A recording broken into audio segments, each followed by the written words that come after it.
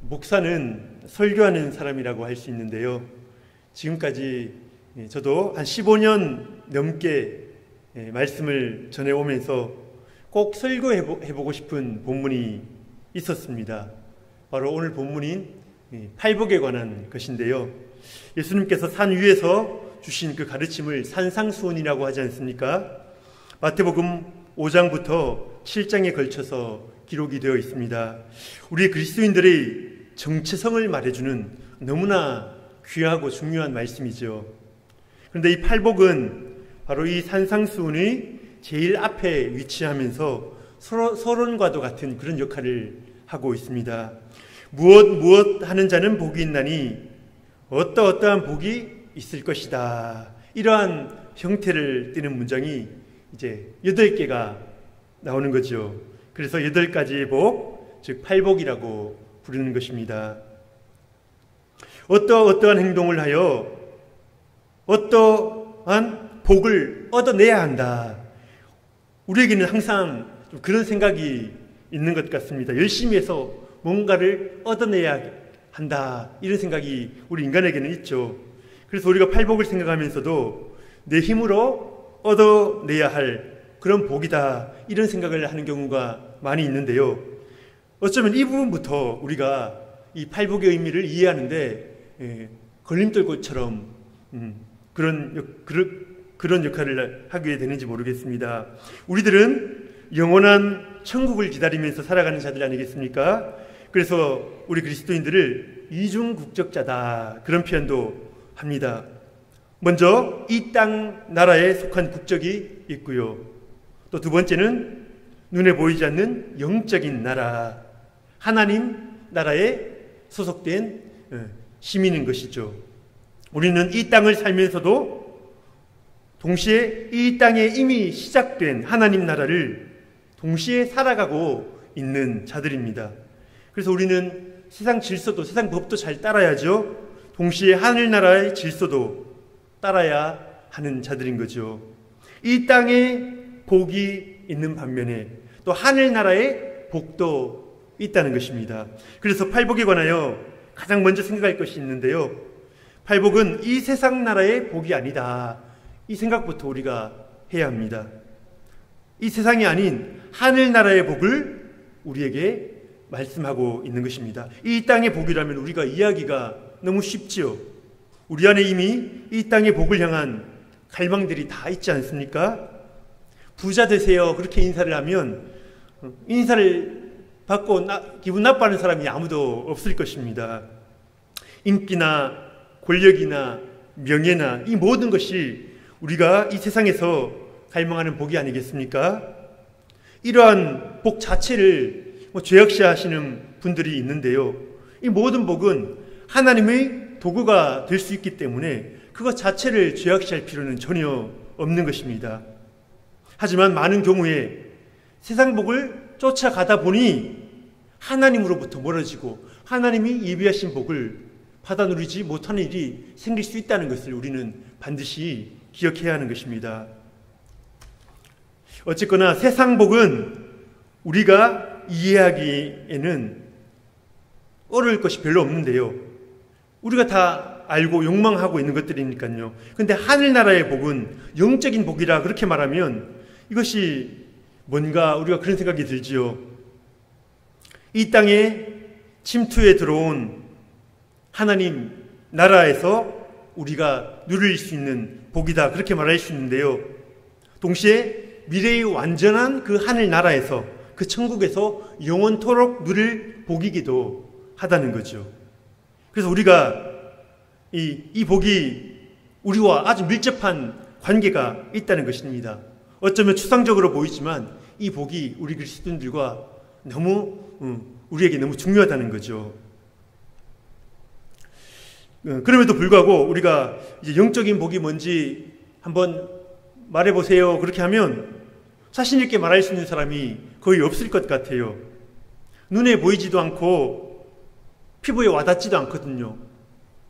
그래서 팔복에 대해서 이야기할 때도 많이 듣기는 들었는데 알듯 하면서도 뭔가 잡히지 않는 그런 느낌이 우리 가운데 있는 것입니다. 이 때문에 팔복을 듣기 위해서 우리가 먼저 준비해야 될 것이 두 가지가 있는데요. 첫 번째는 처음 말씀드렸던 것처럼 이 세상 복에 대한 관심을 잠시 내려두는 것입니다.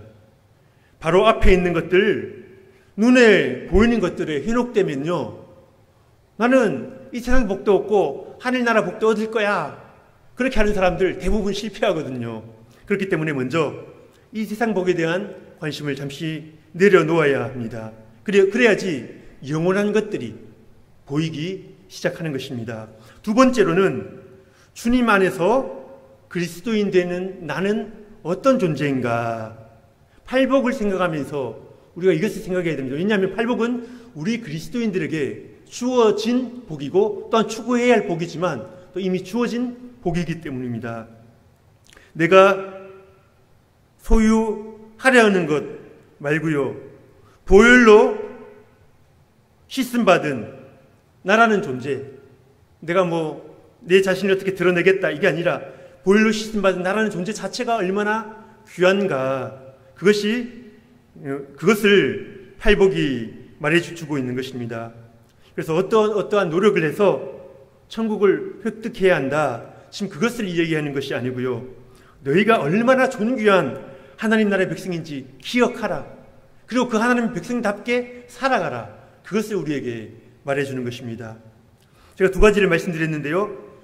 첫 번째, 세상 복에 대한 관심을 먼저 내려놓고요. 두 번째, 주님 안에 내가 어떤 존재인가, 주님 안에서 팔복을 공부하면서 우리 자아를, 우리 스스로 주님 안에서 존귀한 모습을 찾아가시는 시간 되시기를 축복합니다. 오늘은 팔복 중에 첫 번째 복인데요. 오늘 본문을 다시 한번 같이 읽어보겠습니다. 시작.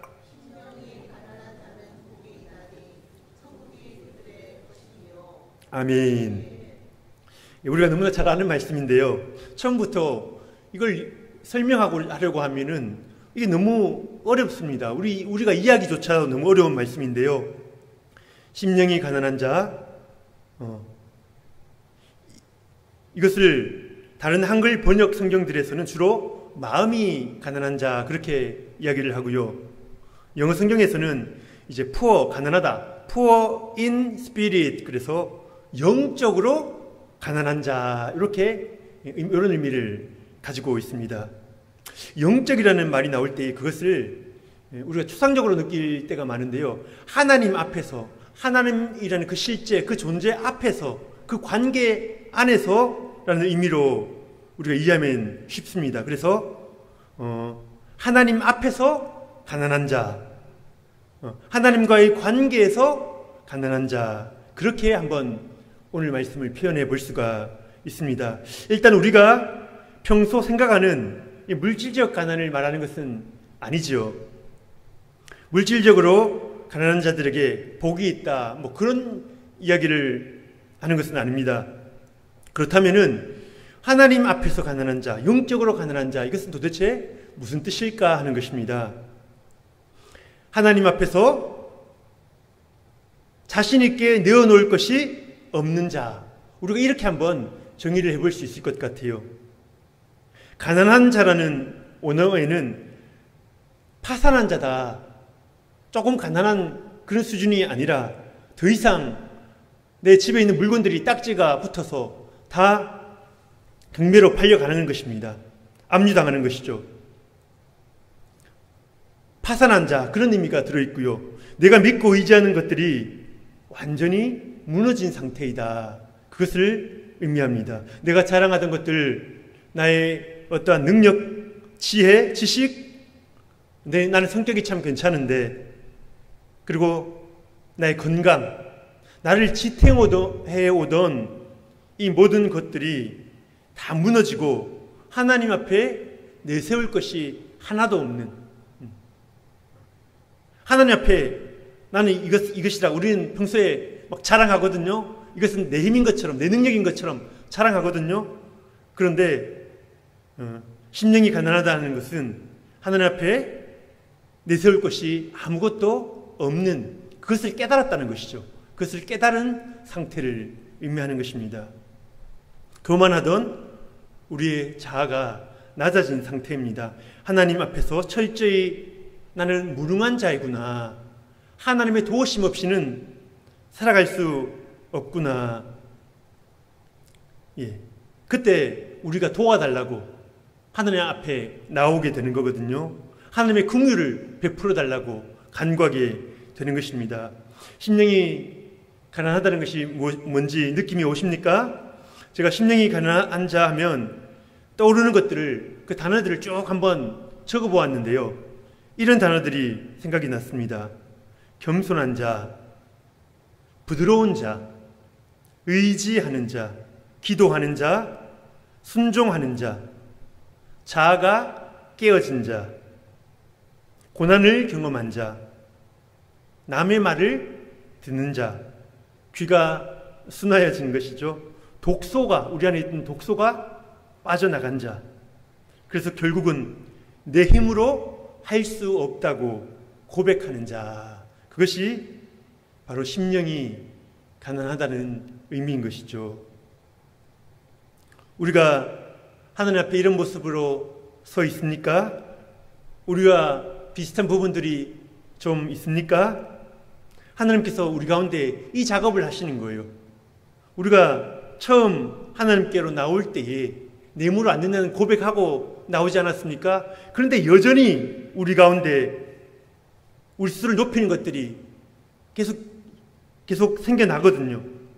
그래서 하나님께서는 우리 평생에 걸쳐서 이런 것을 다듬으셔서 온전히 하나님만 의지할 수 있도록, 그래서 하나님 당신의 모든 것을 우리에게 주시기를 원하시는 것입니다.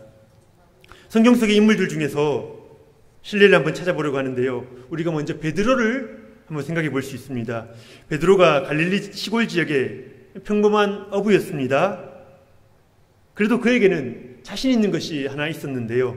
바로 고기잡이에 대해서는 누구한테도 지지 않는다, 밀리지 않는다, 그런 생각을 하는 것입니다. 거기에 대해서만큼은 자신감이 있거든요. 사람들도 인정해 주거든요. 그래서 그 자신감 하나로 살아가는 거죠. 그런데 베드로뿐만 아니라 우리 모두도 비슷합니다. 우리가 잘한다고 생각하는 것, 다른 사람들한테 밀리는 것처럼 느껴지면, 무시당하면 밤에 잠이 안 오거든요. 왜요? 그게 우리 존재를 지탱해주고 있는 건데, 주님 없으면은 보험으로 들고 있는 것이 있는데 바로 그거거든요. 이것이 무너지면 보험이 없는 것처럼 불안해지는 것입니다. 그런데 그런 베드로에게 예수님이 찾아오시는 거죠.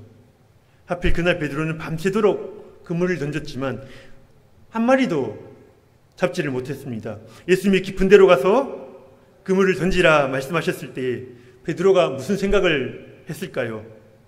전문가인 내가 다 해봤는데 그건 아니야. 분명히 생각을 베드로는 했을 것입니다.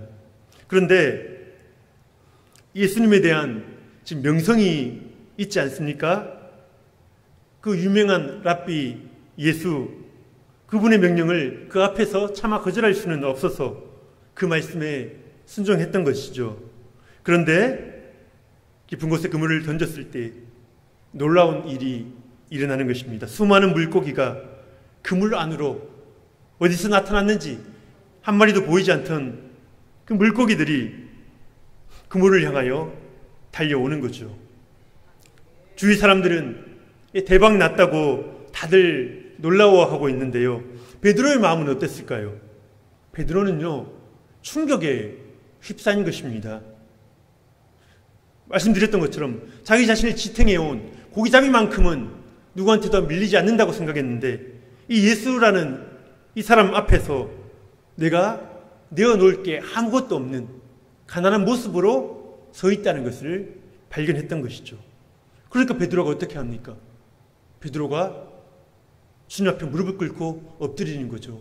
이것을 이해하지 않으면 우리가 베드로가 왜 갑자기 무릎을 꿇는지 이 대목에서 이해할 수가 없습니다. 자신이 얼마나 하나님 앞에서 내세울 것이 없는 자인가, 그것을 깨닫고 무릎을 꿇었던 것입니다. 하나님의 긍휼만이, 주님의 긍휼만이 나를 살려주실 수 있다 생각했던 것이죠. 바로 이 순간에 베드로에게 천국이 임하지 않았을까요? 예. 심령이 가난한 자에게 자는 복이 있나니 천국이 그들의 것임이요. 인간의 능력과 기술로 움직이는 나라가 아니라 오로지 하나님의 그 길로 이루어지는 그 나라를 베드로는 처음으로 경험을 했던 것입니다. 그것이 천국이거든요. 천국은 아무에게나 임하지 않습니다. 자신의 영적 가난함에 직면하여 살려달라고 부르짖는 자에게 천국이 임하는 것이죠. 목마른 사슴이 시냇물을 찾기 위해서 처절하게 헤매지 않습니까? 못 찾으면 죽거든요. 그래서 그 사슴은 너무나도 간절한 것입니다. 목마른 사슴처럼 주님의 은혜 없이는 살 수 없습니다. 그 갈급해하는 영혼들에게 천국이 열리는 것이지요. 이것을 심령이 가난한 자에게 천국이 임한다라고 말하는 것입니다. 주님은 심령이 가난한 자에게 천국을 약속하시는데요. 천국을 약속하신다. 이것이 무슨 의미를 가지고 있는지 조금 더 살펴보려고 합니다. 팔복에서 첫 번째와 여덟 번째 주어지는 복이 동일하다는 것 알고 계셨습니까? 심령이 가난한 자에게도 그리고 의를 위하여 박해를 받는 자에게도 똑같이 천국이 주어집니다. 이 둘의 차이를 이렇게 한번 생각해 볼 수 있을 것 같습니다. 심령이 가난한 자는 천국 백성이 될 때의 그 영혼의 상태를 말해주고요. 의를 위하여 박해를 받는 자는 이 땅에서 천국 백성 된 자가 천국의 완성을 위하여 아직 이루어지지 않는 남아있는 그 천국 있지 않습니까? 그 천국을 위하여 쓰임받는 그런 역동적인 면을 강조하고 있다고 볼 수 있습니다. 그래서 전자는 이미 임한 하나님의 나라를 강조하고 후자는 아직 완성되지 않는 미래에 완성될 그 하나님의 나라를 바라보게 하는 것입니다. 세상 역사는 인간이 어떻게 천국을 잃어버렸다가 또 그리고 어떻게 다시 천국을 얻게 되는가 그것에 대한 내용이라고 할 수 있습니다. 우리가 에덴 동산 이야기를 잘 알고 있지 않습니까? 에덴 동산 자체가 천국입니다. 하나님과 친밀한 교제를 누리는 장소이죠. 그런데 인간은 그 천국을 잃어버리고 마는 것입니다. 아담과 하와가 에덴 동산에서 추방된 이유가 중요한데요. 겉으로 보기에는 선악과를 따먹었다 이거잖아요. 그런데 그것의 의미는 하나님의 말씀보다 자신의 지혜를 더 신뢰하기 시작했다는 것입니다. 오늘 말씀에 비유해 보자면 아담과 하와가 심령이 가난하지 못했고요. 심령이 너무 부유했고 너무 교만했다는 것이죠. 인간이 하나님의 통치를 거부할 때 그렇다면은 내 통치가 없는 곳으로 가거라. 그게 바로 천국을 잃어버리는 것 아니겠습니까? 그래서 하나님은 인류를 구원하시기 위해서 이제 그 아들을 준비하시고 이 땅에 보내십니다. 하나님은 모든 자가 구원받기를 간절히 원하셨는데요. 그런데 문제는 모든 사람이 구원받지 않는다는 것입니다. 그 이유가 뭔지 아십니까? 예수님의 십자가를 통하여 하나님의 사랑을 다시 한번 신뢰하게 된 사람들은 하나님의 사랑이 비춰볼 때 내가 악했구나. 아담도 하와도 그때는 딴 사람 핑계 댔잖아요. 근데 예수 그리스도의 사랑을 앞에 섰을 때 내가 악했구나. 그것을 깨닫게 되는 것입니다. 그래서 내 스스로의 영적 파산 상태를 깨닫고 하나님께 다시 귀의하는 것이죠. 하나님께 다시 돌아가는 것입니다. 이렇게 하나님께 돌아가는 자는 천국을 다시 소유하게 되는데 끝까지 내 자신이 하나님보다 더 대단하게 생각하면 하나님의 그 사랑을 결코 깨달을 수가 없는 거죠. 왜요? 아들이 보내신 그 사랑, 보냈다는 그 말씀 자체를 믿지 않는 거예요. 믿지 않으니까 그 사랑을 경험할 수가 없는 것입니다. 그래서 심령이 가난하다는 것은 간단한 말씀이 아닙니다. 하나님의 그 구원 사역을 믿음으로 받을 만한 상태가 되었다. 결국 천국과 지옥을 가르는 기준이 되는 것입니다. 그래서 팔복 중에서 이 첫 번째 복이 가장 그 팔복으로 들어가는 문이거든요. 그래서 이 복을 통과한 자들만이 그 다음 복들을 향하여 나갈 수가 있는 것입니다. 오늘날 교회의 사명이 무엇입니까? 하나님의 거룩하심을 드러내는 것입니다. 우리의 죄인됨을 깨닫게 하는 것입니다. 우리의 영적 파산 상태를 들추어 주어 하나님의 그 사랑 앞에, 그 말씀 앞에 서도록 만드는 것이죠. 이것이 교회가 해야 하는 일이고 또한 설교의 유일한 목적 아니겠습니까? 그런데 오늘날 많은 교회가 이 사명을 놓치고 있는 것 같아요. 하늘의 복과는 상관이 없는 이 땅의 복에만 집중합니다. 세상과 그 복을 가지고 때로는 경쟁하기도 합니다. 성도들의 영혼에 관심을 가지지 않고요. 영원한 나라, 영원한 그 나라, 눈에 보이지 않지만 확실한 그 나라를 바라보지 못하는 것입니다. 천국을 말은 하는데 실제 그곳에 들어가도록 준비시키지 못하는 것이죠. 이 땅에서 복받는 방법은 가르쳐 줄 수 있겠는데 영원한 나라를 소망하도록 하는데 실패하는 것입니다. 그러니까 세상 사람들은 세상에서 돈 벌고 복받는 방법 가르쳐 주는데 더 많은데 왜 교회로 오겠습니까? 오늘날 시대가 변하고 환경이 변했지만 그래서 교회는 회심을 가르쳐야 합니다. 자신의 존재 근거를 자기 스스로에게 두던 자들이 스스로에게 대해서 절망하고 주님을 붙드는 거죠. 자신에게로 향하던 그 사랑의 마음이 주님을 향하게 되는 것입니다. 심령이 가난해지는 것이 무엇인지 그것을 가르쳐야 하는 거죠.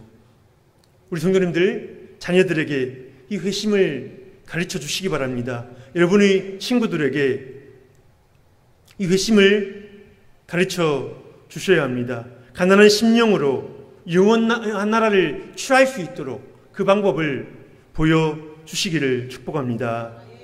오늘 이 시간 마지막으로 살펴볼 것은 그렇다면 어떻게 하면은 우리의 심령이 가난해질 수 있을까 하는 건데요.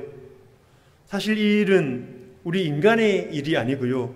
신적인 일이다. 하나님 차원의 일이다라고 우리는 말할 수가 있습니다. 하지만 하나님께서 일하실 때에 우리가 어떻게 반응하는가? 이것은 또한 우리에게 너무나 중요하고요. 절대적으로 중요한 일이라고 할 수 있습니다. 유진 피터슨 목사님 얼마 전에 돌아가셨는데요. 그분이 번역한 메시지라는 그 이름의 성경 번역이 있는데요. 거기서 오늘 본문을 이렇게 기록하고 있습니다. 벼랑 끝에 서 있는 너희는 복이 있다. 너희가 작아질수록 하나님과 그분의 다스림은 커진다. 그렇게 기록을 하였습니다. 제가 처음 이 구절을 볼 때에 심령이 가난한 자와 벼랑 끝이 무슨 관계가 있을까 그런 생각을 했었는데요. 묵상하다 보니 이해가 갑니다. 심령이 가난하도록 만드시기 위해서 하나님께서 우리를 벼랑 끝으로 이끄실 때가 있다는 것이죠. 벼랑 끝에서 나의 무력함과 실패를 경험하고 주님의 긍휼을 붙잡는, 주님의 옷자락을 붙잡는 그 시간이 있다는 것입니다. 결국 심령이 가난하다는 것은 무엇입니까? 우리 스스로 의지하던 자아가 깨어지는 것입니다. 그리고 나의 죄악과 추함과 불완전함이 주님 앞에 완전히 들추어지는 것입니다. 그런데 우리가 웬만해서는 우리 자아를 포기하지 않거든요. 약한 걸 알면서도, 악한 걸 알면서도 아닌 척하고, 비참함을 알면서도 또 괜찮은 척 그렇게 우리가 포장을 합니다. 우리 죄의 뿌리가 깊어서 우리 실패를 인정하지 않는 거죠. 그래서 하나님께서는 우리를 벼랑 끝으로 몰아가실 때가 있다는 거죠.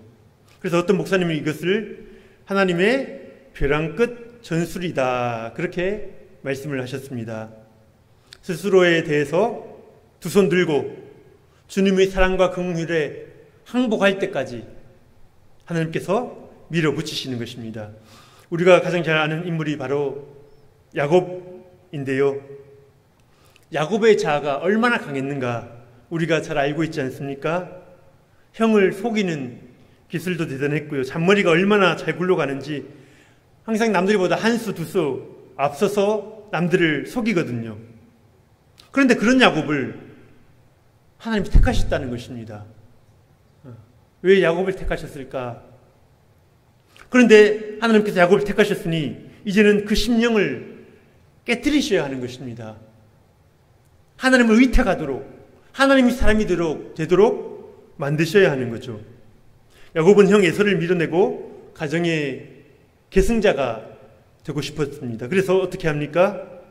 형을 속여서 장자권을 얻고 형이 갈 축복을 자기가 다 받지요.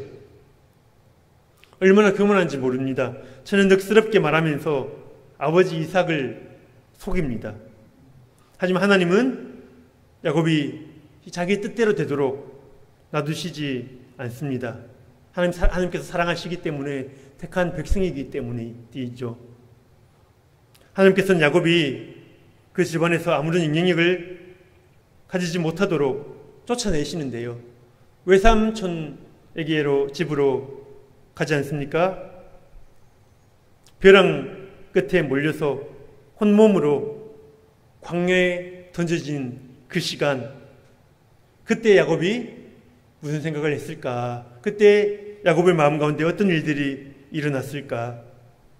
자기 힘으로는 안 된다고 고백을 했을 것입니다. 그 돌베개를 베고 누워서 하나님, 저는 이제 제 자신의 삶을 책임질 수 없다고, 하나님이 온전히 나를 주정해 달라고 그렇게 요청했을 것입니다. 심령이 가난한 자로 하나님 앞에 서게 된 것이죠.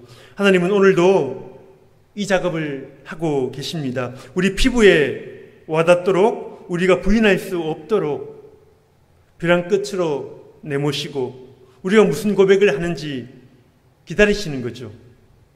하나님이 결코 우리를 괴롭히시는 분은 아닙니다. 그 고통 가운데서 우리가 자아를 깨트리고 온전히 주님의 것으로 체험받도록, 주님의 그 평안을 우리에게 주시기 위해서, 주님의 능력을 부어주시기 위해서 그 작업을 하시는 것이죠. 그래서 베드로처럼, 야곱처럼 우리가 주님 앞에 항복하고 나오기를 기다리고 계시는 것입니다. 우리가 얼마나 연약한지, 우리가 얼마나 파산 상태인지 우리가 잘 모르잖아요. 하나님께서 벼랑 끝으로 모시지 않으면 우리는 착각합니다. 나는 잘하고 있는가? 나는 겸손한, 나는 심령이 가난한 그런 모습이다 착각할 수가 있는데요. 결코 그렇지 않습니다. 우리가 주님 앞에 나갈 때에, 완전하신 주님을 바라볼 때에 우리의 모습이 드러나는 것입니다. 그래서 예배 드릴 때마다 주님 안에서 우리 자신의 모습을 발견하실 수 있는 축복이 있기를 바랍니다. 그때 우리가 우리 부족한 것을 깨닫는 거죠. 이사야 선지자를 읽어보면요, 이사야 선지자는 모범생 같은 느낌이 들어요. 왕족이었고요, 성품도 좋았던 것 같고요, 사람들에게 많은 인정을 받았던 궁정 대신이었습니다. 자신이 꽤 괜찮은, 거기다가 신앙까지 있으니, 하나님까지 잘 섬겼으니 자신이 꽤 괜찮은 사람이라고 생각하고 살아왔던 것입니다. 그런데 하나님이 뭘 보여주십니까? 거룩하신 하나님 앞에 나오게 하셔서 이사야가 자신의 모습을 볼 수 있도록 하시는 것입니다. 이사야가 너무너무 놀랐던 것이죠. 흰옷을 입으신 거룩하신 하나님 앞에 섰을 때에 자신이 얼마나 더럽고 추한지 깨달았던 것이죠. 그래서 내가 망하게 되었다. 난 이대로는 살 수 없다. 이대로는 하나님 앞에 전혀 인정받을 수 없는 자이다. 쉽게 말하면 내 힘으로는 천국 갈 수 없다. 아무것도 할 수 없다. 그것을 고백하게 되는 것이죠. 이 탄식이 바로 심령이 가난한 자에게서 나오는 탄식인 것입니다. 우리 주님께서는 말씀으로 우리 가운데 거하시지 않습니까? 성경 말씀은 그냥 글자가 아니라 하나님의 인격입니다. 오늘 이 시간 하나님의 말씀을 듣고 계신 여러분들, 인격이신 예수님 앞에 서 계신 줄 믿습니다. 그분이 여러분에게 말씀하시고요. 여러분들이 어떠한지, 여러분들이 고칠 점은 무엇인지 하나님께서 말씀해 주시는 것입니다. 그 말씀 앞에 설 때에 우리 상태가 온전히 진단이 되고 하나님께서 우리를 수술해 주시는 거죠. 말씀 듣는 가운데 하나님께서 우리를 바꾸어 주시는 것입니다. 그때 바로 심령이 가난해지는 은혜가 있게 되는 것이죠. 말씀을 마무리하려고 합니다. 저는 우리 성도님들께서 부자로 사셨으면 좋겠습니다. 이 땅의 복을 마음껏 누리며, 이 땅도 하나님이 지으신 또 하나님의 세계거든요. 영원하진 않지만 이 땅도 중요하거든요. 그래서 부자가 돼서 그것으로 교회와 영혼을 마음껏 섬기며 하나님의 일들을 감당하시기를 축복합니다. 하지만 하나님이 혹 그것을 내가 생각하는 것보다 허락해 주시지 않는다 하더라도 너무 안타까워하지는 마시기 바랍니다. 왜냐하면 이 땅의 복은 잠깐이기 때문입니다. 그것을 안타까워하지 마시고 영원하신 그 영적인 복을 구하시는 복이 있기를 축복합니다. 세상 복은 조금 놓치더라도요, 심령이 가난해지는 이 영적인 복은 결코 놓치시면 안 됩니다. 이 복을 갈망하시기를 축복합니다. 하나님의 긍휼 없이는 오늘도 살 수 없다고 아침마다 매달리시기 바랍니다. 하나님, 오늘 하루의 삶 가운데 하나님께서 100% 나를 채워달라고 그렇게 기도하시기 바랍니다. 하나님의 영원한 천국이 나의 삶 가운데 임하게 해달라고 기도하시기 바랍니다. 그래서 유한한 이 세상 가운데서 영원한 그 천국을 누리시는, 그 천국을 또 더 잘 준비해 나가시는 복된 인생 되시기를 예수님의 이름으로 축복합니다.